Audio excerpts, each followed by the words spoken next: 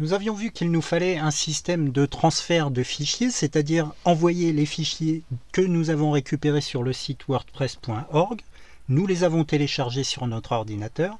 Il va maintenant falloir les placer sur notre hébergement, c'est-à-dire sur le data center que nous avons réservé pour notre nom de domaine et notre hébergement.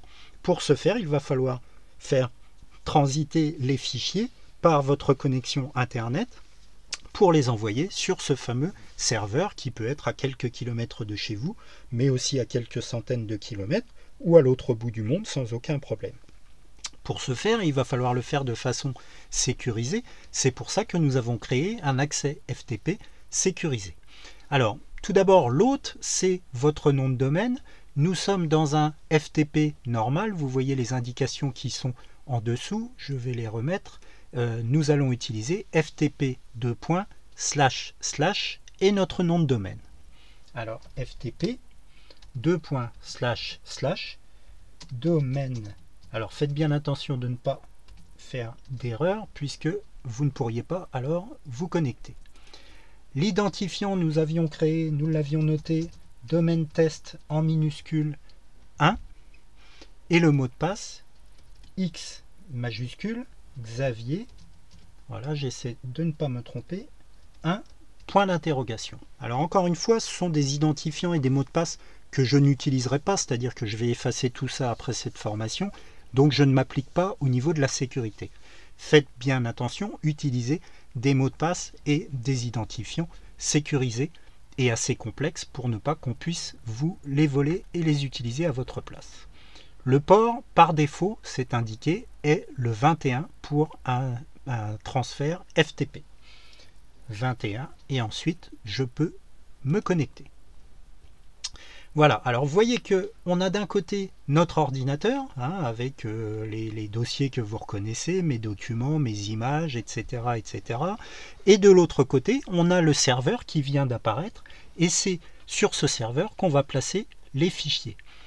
Plus précisément, les fichiers, on les placera toujours dans le dossier http docs. Pourquoi à cet endroit? Parce que c'est par défaut le dossier qui est reconnu par toutes les connexions Internet du monde et tous les navigateurs du monde comme étant celui qui contient les dossiers de votre site Internet. Je répète, on utilisera toujours ce dossier http docs. Je vais double-cliquer dessus. Vous voyez que le dossier est vide.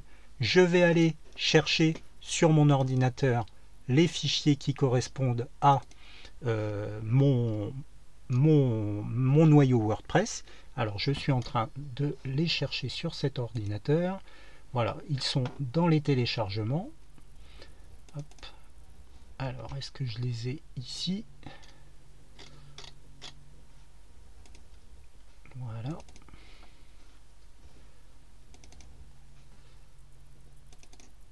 Voilà, les voici, downloads, j'ai eu un peu de mal à les trouver, et je vais trouver mon dossier WordPress 5.6. Donc je le sélectionne.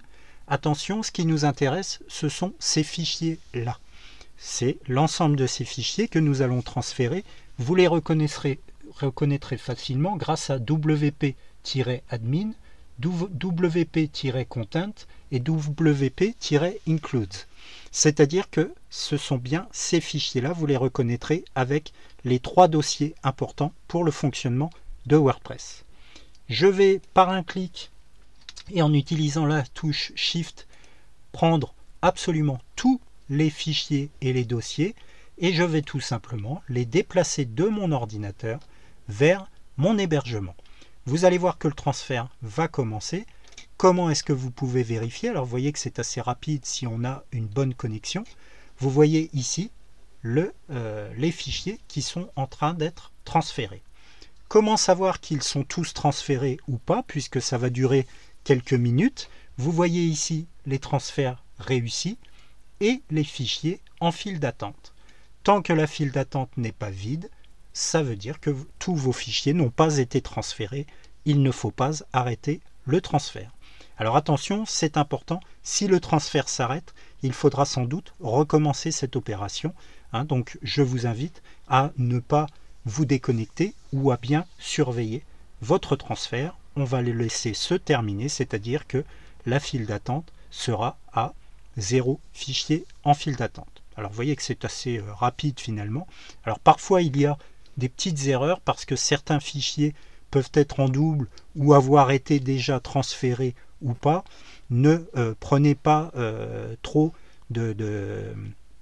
n'ayez pas peur de ces petits avertissements, hein. Vous pouvez faire remplacer si la source est plus récente. Alors on peut faire aussi toujours effectuer cette action. Voilà, il arrive qu'il y ait sur des dizaines de milliers de fichiers, il arrive qu'il y ait quelques erreurs qui n'affecteront pas votre site.